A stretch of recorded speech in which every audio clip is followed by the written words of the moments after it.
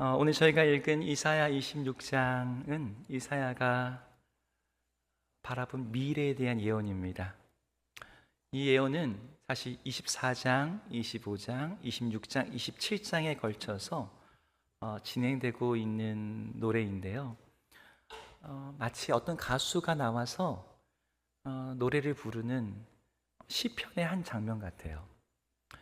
어떤 부분들을 보면은 자기의 영혼을 주님께서 구원하시고 나는 주님을 사모하고 있고 하나님이 성벽을 세워주시고 높이 거주하는 자들은 낮추신다 그러고 하나님이 자기 백성들에게 평강을 주시고 주님의 나라를 크게 하신다라고 말합니다.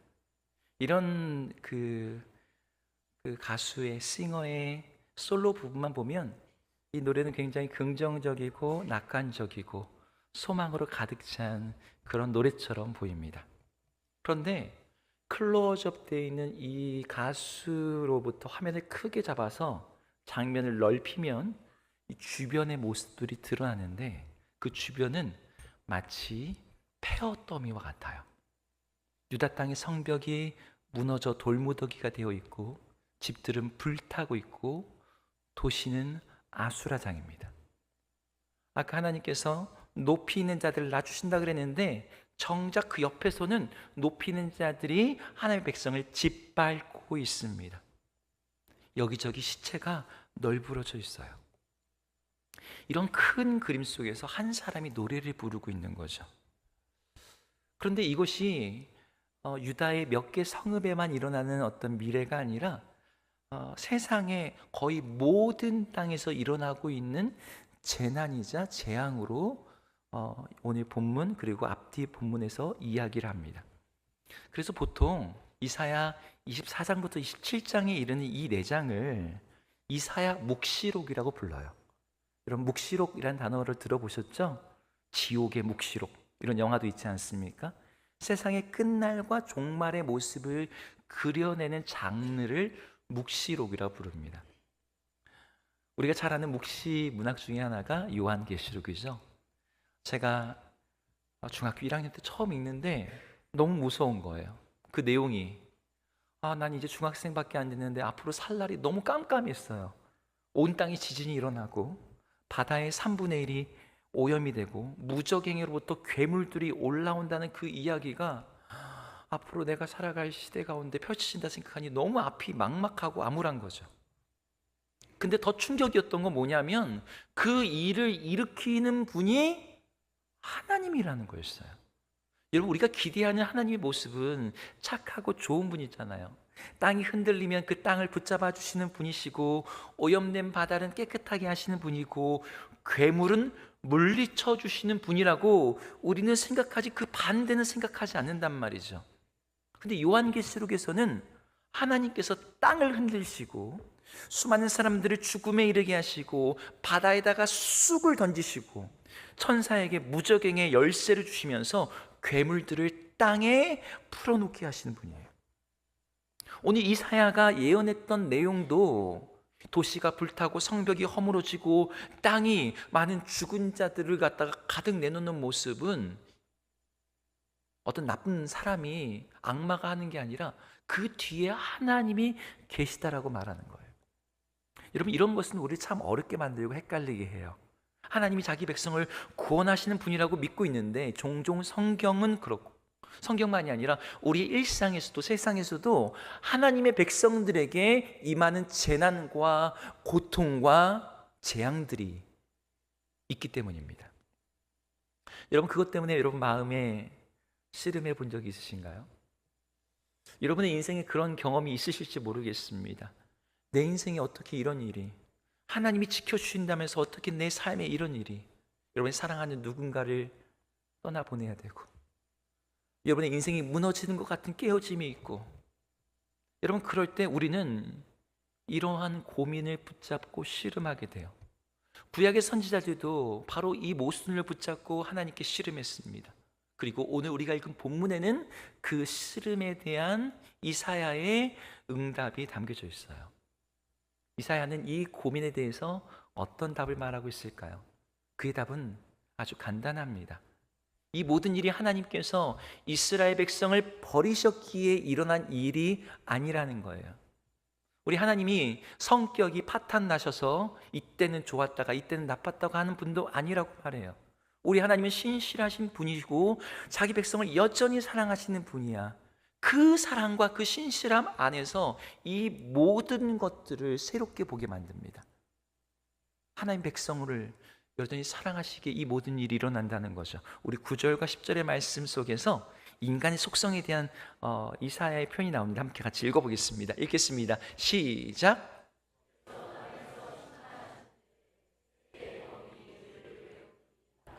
악인은 은총을 입을지라도 의를 배우지 아니하며. 여기에는 두 가지 대조적인 내용이 나와요. 여러분, 심판이란 단어와 은총이란 단어가 대조됩니다. 배움이니이다, 배우지 아니합니다 라는 말이 대조됩니다. 심판하실 때는 의를 배운대요. 근데 은총을 입을 때는 의를 배우지 않는데요. 여러분, 하나님께서 은혜로우신 분이라는 거 여러분 믿으십니까? 네, 하나님은 자기 백성에게 은혜로우시고 자비로우신 분이세요. 그래서 그 은혜를 심지어 악인들에게도 베푸시는 분이신데, 그 은혜가 악한 인간으로 하여금 저절로 자기의 잘못을 깨닫게 하거나 회개하여 돌이키게 만들지 못한다는 거예요. 오히려 사람들이 언제 회개하냐, 언제 돌이키냐, 주께서 땅을 심판하실 때 의를 배우게 된다는 거예요. 다시 정리합니다. 은총으로는 배우지 못하는 것을 심판을 통해서 배운다는 거예요. 여러분, 우리가 아이들을 키우면 이걸 알게 됩니다. 아이들에게 이거 위험해, 이거 하면 안 돼, 가까이 하면 큰일 나, 떼치, 뭐 이렇게 얘기를 해도 애들이 불 옆으로 막 갑니다. 뜨거운 것을 잡으려고 해요. 근데 한 번, 두 번, 세 번 안 되면 어떻게 하죠? 그 뜨거운 주전자에다가, 뜨거운 그릇에다가 손을 살짝 데워줘요. 그럼 얘가 깜짝 놀라서 저거 되면 안 되는구나 라고 알게 되는 거죠. 하나님의 백성들에 대해서도 마찬가지예요. 하나님이 심판을 행하시는 것은 그분이 잔인하시고 엄격하시기 때문만이 아니라 은총으로 자기 백성을 온전히 가르치고 그들이 그 배움을 얻을 수 없기 때문인 거예요. 오늘 본문에 하나님께서 그렇게 하신다라고 할 때 16절에서 이렇게 말하고 있습니다. 16절 같이 읽겠습니다. 시작. 여호와여, 그들이 환난 중에 주를 앙모하여 싸우며 주의 징벌이 그들에게 임할 때 그들이 간절히 주께 기도하였나이다. 아멘. 여기서 언제 기도하고 있습니까? 언제 주님을 앙모하고 있대요? 네, 환난 중에 주의 징벌이 임할 때. 여러분, 이 말씀은 은혜와 심판의 양면성을 보여줘요. 보통 우리가 교회에서 이렇게 말하잖아요.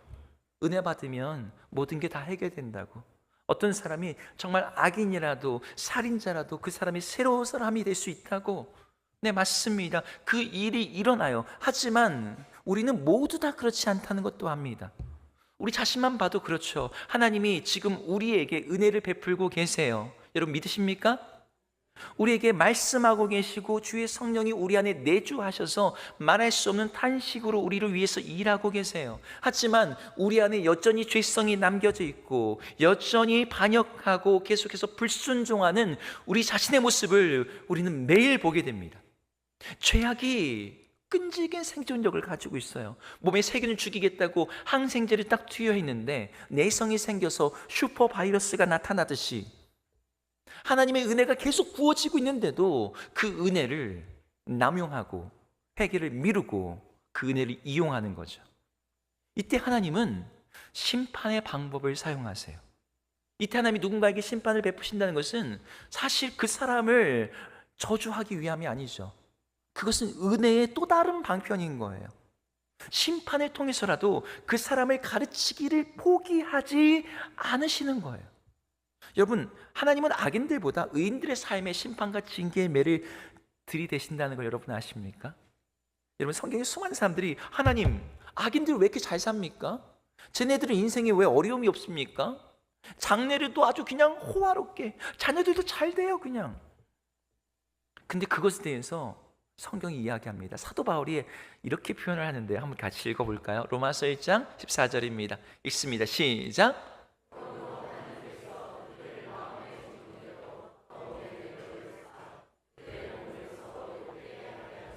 네, 24절도 그랬고 26절에도 같은 단어가 반복되는데요. 내버려 두사라는 표현입니다.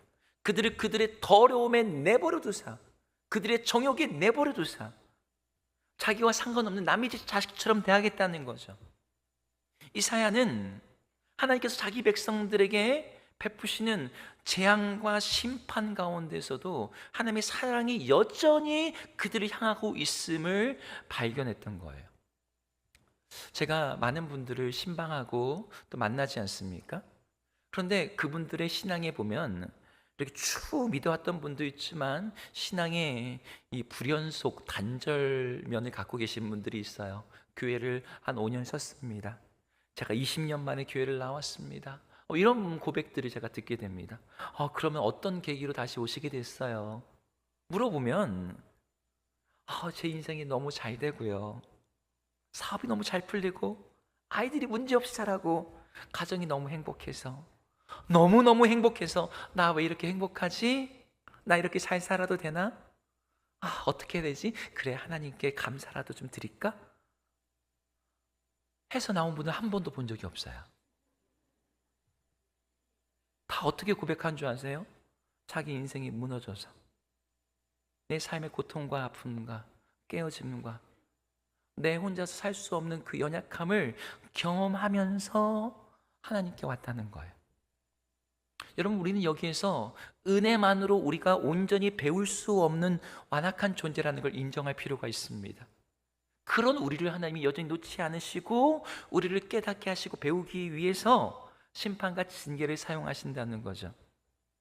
여러분, 여러분의 삶에 나에게 왜 이런 일이 일어났지? 여러분, 이 일이 꼭 나를 교정하기 위해서, 교육하기 위해서 라고만 해석하는 것도 문제가 있지만, 여러분, 그런 일들이 일어났을 때 그 일이 나를 주님이 버리셨기 때문이라고 여러분 생각하지 않으시기 바랍니다. 오히려 그것이 우리로 의를 배우게 하시고 주님의 사랑과 은혜 안에서 여전히 우리를 붙들고 계신 주님이 있다는 걸 믿기를 주 이름으로 축복합니다. 아멘. 근데 이사야가 이 한 측면을 이야기하다가 또 다른 걸 보게 된 거예요. 하나님께서 자기 백성들을 징계하시는 것으로 끝나지 않고 그 다음에 이상한 일이 일어나는 걸 보게 됩니다. 아까 16절 읽었던 본문에서 징벌이 임할 때, 환란이 임할 때 시인이 어떤 행동을 했죠? 하나님께 기도했어요. 하나님을 간절히 사모하고 그분께 부르짖었다고 되어 있습니다. 그 일이 17절에도 나와요. 17절을 같이 읽어볼게요. 읽겠습니다. 시작. 여호와여, 잉태한 여인이 산기가 임박하여 산고를 겪으며 부르짖은 같이 우리가 주 앞에서 그와 같으니이다. 아멘. 여러분, 여인이 아기를 낳을 때 고통 중에 부르짖은 같이 부르짖었대요. 그럼 어떻게 부르짖는 걸까요? 여러분, 여기 계신 분의 절반 이상은 아기를 낳아 보셨을 텐데 하나님 이렇게 부르짖을까요? 애를 낳을 때 이러시는 분이 있나요? 아니죠. 그냥 잘못했습니다라는 무난한 회개가 아니에요. 정말 내가 할 수 있는 모든 힘을 다해서 제가 어떻게 흉내를 못 내겠습니다. 네, 부르짖을 거예요. 이러면서. 여러분, 이사야서가 쓰여지던 시대에 여러분, 출산은 우리가 생각하는 그런 낭만적인 새 생명의 탄생이 아니었어요. 병원에서 정말 의사와 간호사가 정말 수건 쓰고 마취 딱 하고 하다 보니까 뭐 무통주사 맞고 그래도 힘든데 아기 나왔습니다, 뭐 탯줄 자르고 감격의 눈물 뚝 흘리고 이런 장면이 아니에요. 집 안쪽 방에서 몇 번 경험이 있는 산파가 와서 도와주지만 여러분, 아기를 낳다가 수많은 산모와 아기들이 죽습니다. 성경에서 출산 때 겪는 고통은요, 말 그대로 죽음을 경험하는 자리예요. 여인들에게 있어서. 여러분, 그때 부르짖는 그 어떤 그 외침, 그러니까 목숨 걸고 외치는 거예요. 하나님. 여러분, 이렇게 외치면 결과가 어때야 될까요? 하나님 들으셔야 되잖아요. 하나님 응답하셔야 되잖아요. 좋은 결과가 있어야 되잖아요. 그런데 꼭 그렇지 않다는 걸 오늘 얘기하고 있는 거예요. 이스라엘이 산고의 고통 가운데 부르짖었던 그 결과가 뭐라고 말하냐? 18절을 같이 읽겠습니다. 읽습니다. 시작.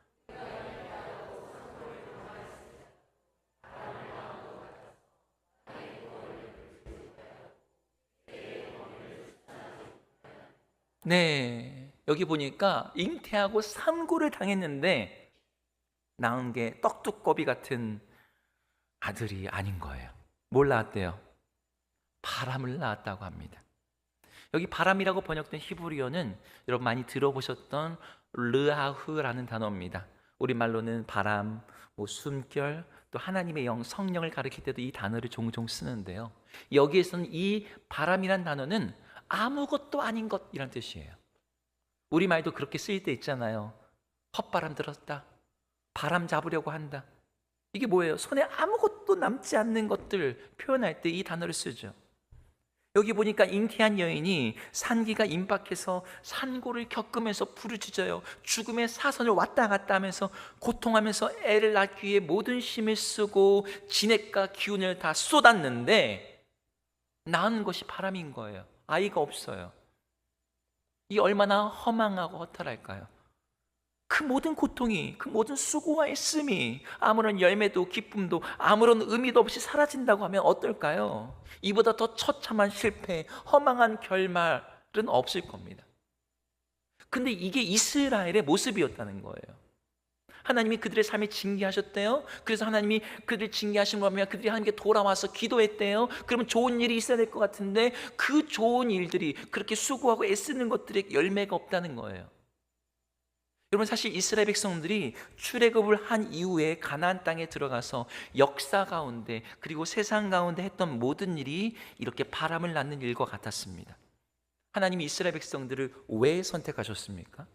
그들을 왜 부르셨습니까? 그들을 온 세상 가운데 제사장 나라로 세우시기 위해서요. 그들을 이방의 빛으로 세우시기 위해서였습니다. 열방을 구원하는 일에 그들을 첫 번째 아들로 부르셨어요. 그 일을 위해서 율법을 주셨고 말씀을 주셨고 제사법을 가르치셨고 선지자들을 보내셨습니다. 이스라엘 백성들이 약속의 땅 가나안 땅에 들어갔을 때 시행착오를 많이 거치고 고군분투를 하면서 나라를 세웠죠. 믿음을 세우고자 했죠. 성전을 세웠고 회개 운동도 일으켰습니다. 기도도 했어요. 그럼에도 불구하고 그 결과가 뭐였습니까? 바람을 낳는 거였어요. 그 바람을 낳는다는 구체적인 내용이 그 뒷부분에 나오는데 18절을 다시 한번 읽어보겠습니다. 같이 읽겠습니다. 시작. 우리가 잉태하고 산고를 당하였을지라도 바람을 낳은 것 같아서 땅에 구원을 베풀지 못하였고 세계의 거민을 출산하지 못하였나이다. 아멘. 바람을 낳은 게 뭔지가 뒤에 나오죠. 땅에 구원을 베풀지 못했대요. 세계의 거민을 출산하지 못했대요. 이게 그들의 유산인 거예요. 그냥 자기들 잘 살지 못했다, 나라를 지키지 못했다, 이 문제가 아니에요. 이스라엘의 문제는 지금 성벽이 무너지고 나라가 망하는 게 아니었습니다. 하나님께서 그들에게 주신 거룩한 사명을 조금도 이루지 못했다는 거예요. 그들의 긴 역사에도 불구하고 주변의 어느 나라도 구원하지 못했고 세상의 어느 민족도 자기들처럼 하나님의 백성으로 세우지 못했다는 거예요. 하나님이 이스라엘 백성을 자기 백성 삼으셨던 존재의 이유와 목적이 그거였는데 그걸 못한다는 거죠.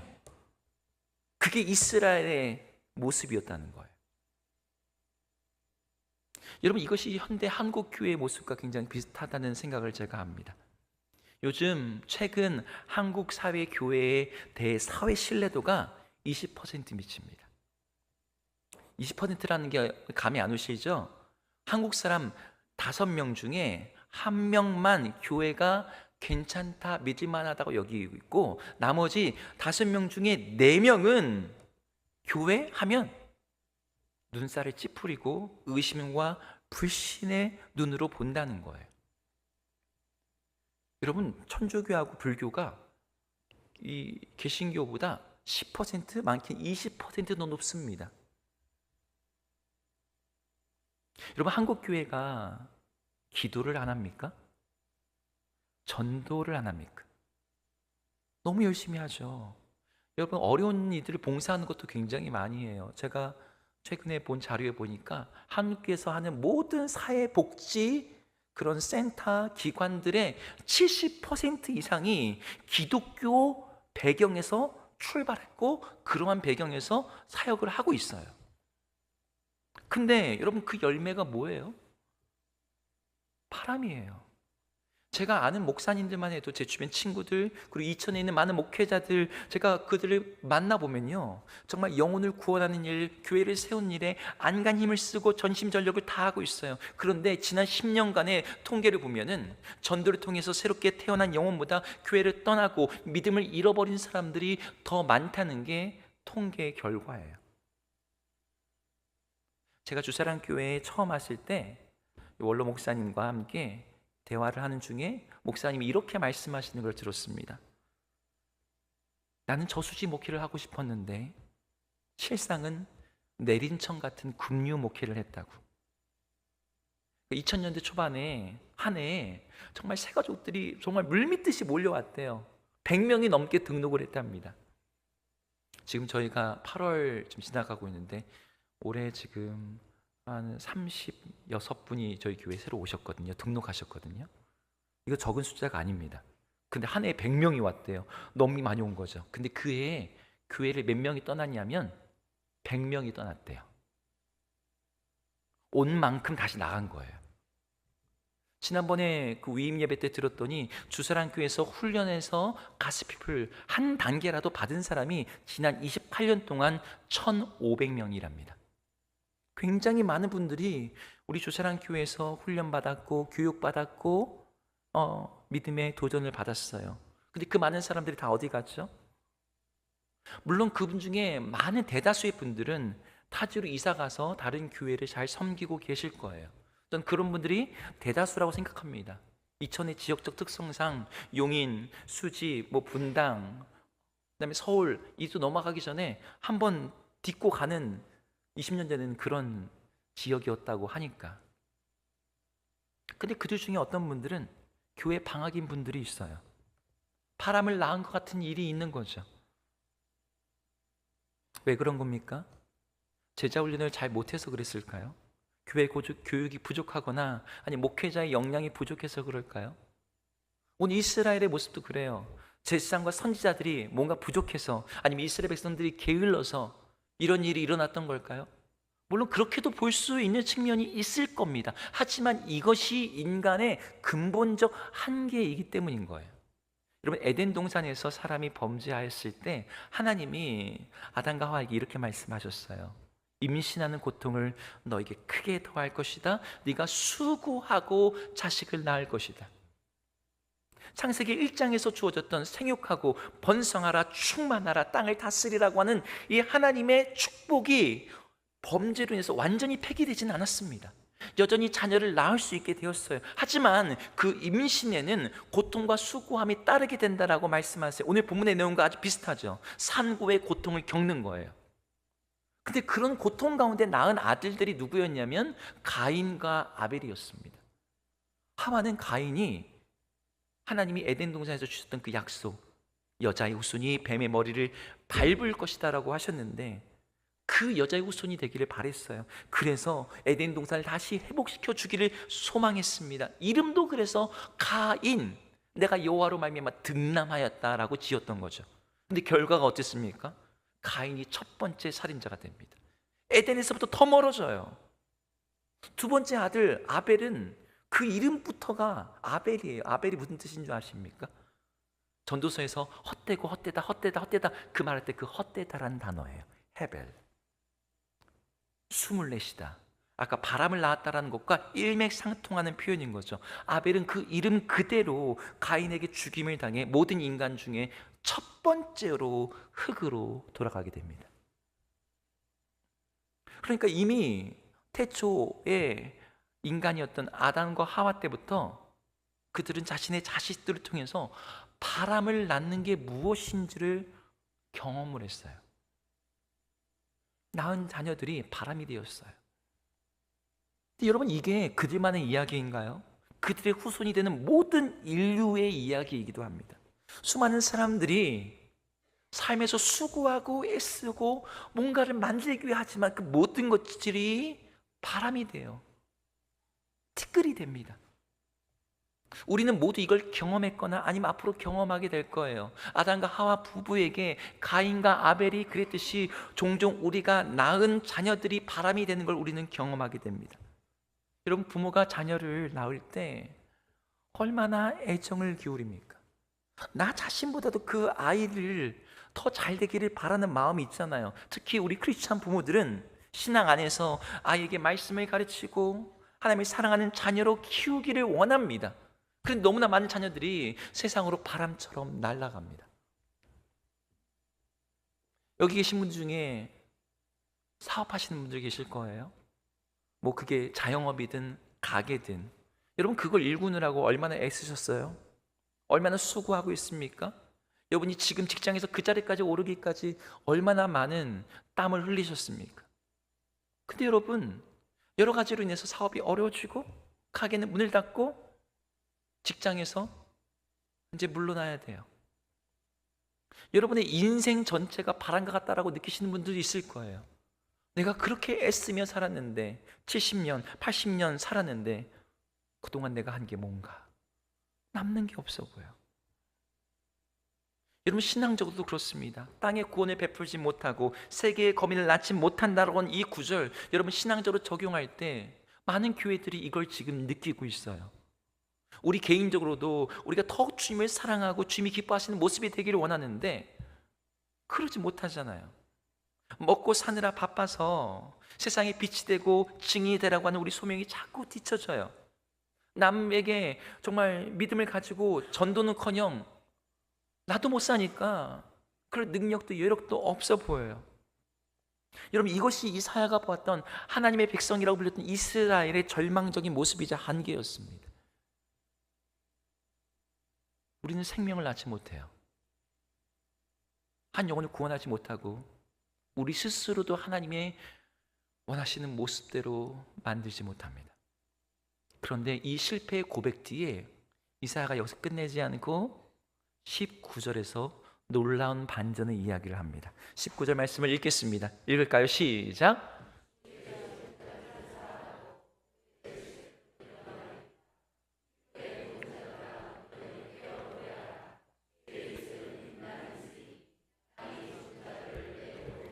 네, 여기 마지막에 땅에 죽은 자들을 내놓으리라 이 표현을 직역을 하면 앞에 있는 문구랑 똑같은 표현입니다. 땅이 죽은 자들을 출산할 것이다 라는 표현이에요.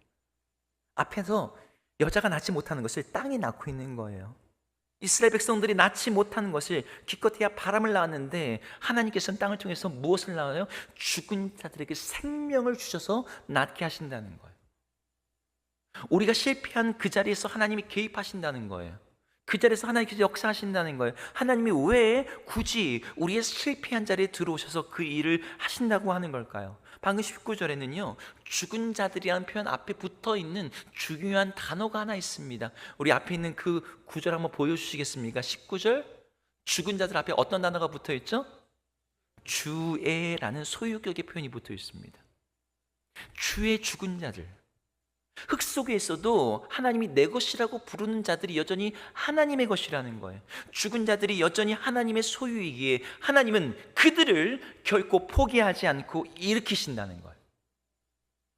사람의 눈으로는 바람이었던 것을, 티끌이었던 것을, 이제 죽어서 아무런 소망이 없고 흙으로 돌아간 그 존재를 다시 부르시고 붙잡으시고 일으키시는 분이 우리 하나님이라고 말하고 있는 거죠. 여러분 이런 배경 속에서 여러분 이사야서 전체가 뭘 말하는지 아십니까?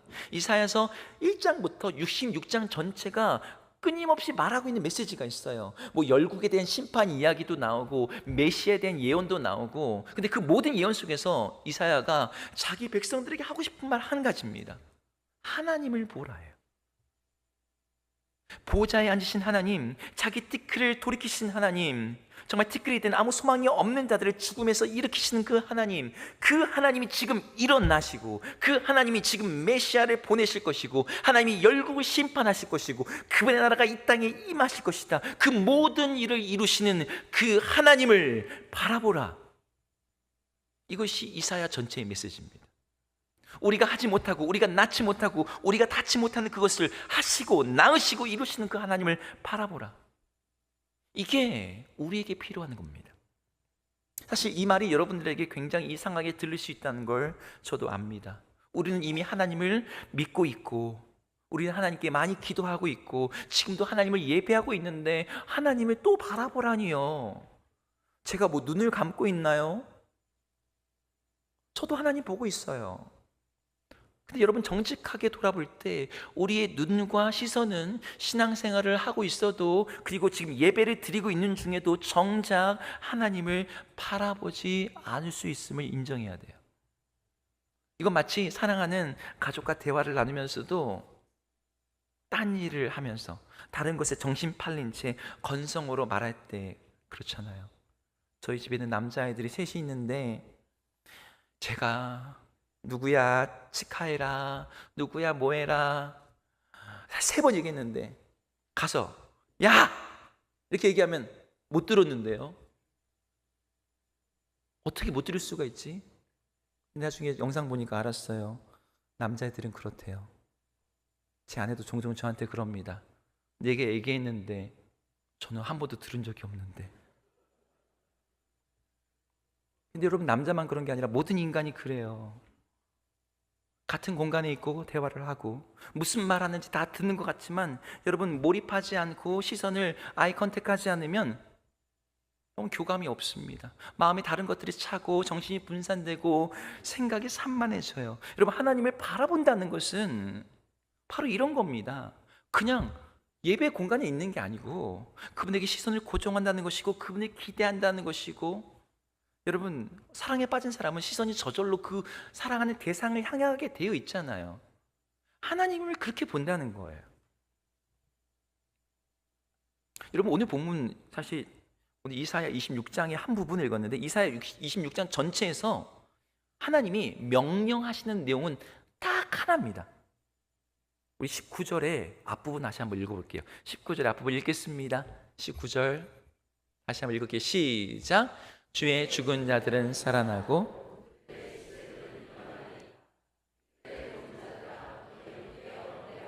여기 깨어 노래하라. 이게 전부입니다. 하나님이 자기 백성들에게 요구하시는 게 이거예요. 나으라고 하지 않으세요. 채우라고 하지 않아요. 바람을 낳는 사람들에게 뭘 더하라고, 야 정신 차리고 다시 임신해 라고 하지도 않으세요.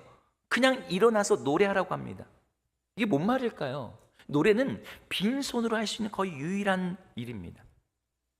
근데 여기서 왜 노래하라는 거예요? 결과에 대한 것, 소망에 대한 것, 생명에 대한 것, 구원에 대한 모든 것을 하나님께서 하시고 책임지시겠다, 그 이유 때문이에요.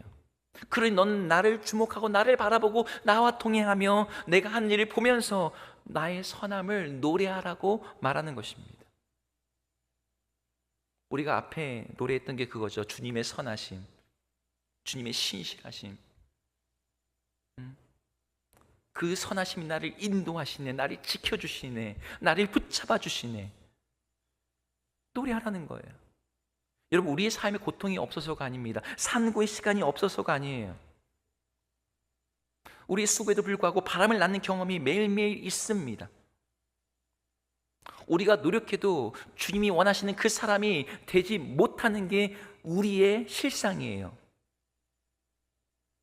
그럼에도 불구하고 산고를 그만두라는 게 아니에요. 여전히 부르짖고 여전히 전도하고 여전히 가르치고 사랑하고 순종해야 돼요. 다만 뭐가 다르냐? 이 모든 일에 주님을 바라보며 노래하는 것이 더해진다는 것은 결과를 낳아야 된다는 그 무게, 내가 모든 걸 책임지고 내가 뭔가를 만들어야 되는 그걸 내려놓고 생명을 낳으시는 분, 소망을 주시는 그 분께 그 모든 걸 맡긴다는 걸 의미합니다. 그렇게 주님을 바라볼 때 우리 삶에 주어진 소명과 삶 전체는 더 이상 무거운 짐이나 과업이 아니에요. 깨어 노래하라는 말처럼 그 자체가, 우리 인생 자체가, 우리 소명이 노래가 됩니다. 일이 달라진 게 없어요. 저는 이것이 앞으로 일어날 미래에 대한 이야기만이 아니라 과거의 실패에까지도 소급 적용되는 말씀이라고 믿고 있습니다. 이미 바람이 되어 날아가 버린 것들, 세상으로 날아간 우리 자녀들, 무너진 가게, 가정, 포기한 소명, 우리가 볼 때 그건 이미 죽은 자들이에요. 그런데 그것들이 주의 죽은 자들이 되면, 주님의 것이 되면 흙 속에서도 하나님의 것이 되어서 하나님이 그것들을 일으키시고 살아나게 하시는 것을 오늘 이사야가 보며 말했던 겁니다. 하나님이 지금도 우리에게 그 일을 하시는 분이라고 말하고 있는 거죠. 말씀을 마무리하겠습니다. 우리가 나을 수 있는 것은 바람뿐일 수 있습니다. 여러분이 지금 애쓰고 수고하는 게 제가 뭔지 다 모릅니다. 근데 그 많은 것들의 결과가 내가 기대했던 것들이 나오지 않을 때가 훨씬 더 많으실 거예요. 신앙적으로 하나님 앞에서 하나님이 원하시는 그 삶을 살지 못하는 우리의 모습이 너무나 스스로 볼 때도 바람과 같이 느껴질 수 있습니다. 그런데 그런 우리 자신을 보면 실망하게 되고 낙심하게 되고 좌절하게 되고 아무런 소망이 없지만 하나님을 바라보게 되면 바람을 낳는 그 자리에서 땅으로 하여금 생명을 낳게 하시는 그 하나님을 보게 되면 우리는 다시 노래할 수 있게 된다는 거예요. 우리가 겪는 산고를 사용하셔서 하나님께서 출산하게 만드실 것을 보게 된다는 거예요. 우리의 손은 비어 있지만 하나님의 손이 비어 있지 않음을 알고 그 하나님을 바라보면서 지금의 그 산고를 견딜 수 있다고 하는 것이죠. 우리 주사랑교회 있는 모든 성도님들이 바로 그 하나님을 바라보면서 지금의 모든 시간 가운데서 주님을 노래하고 예배하며 우리 모든 것들을 마침내 영혼의 정말 영광스러운 것들로 바꾸시는 그 하나님의 일하심을 기대하는 모두가 되기를 주의 이름으로 축복합니다.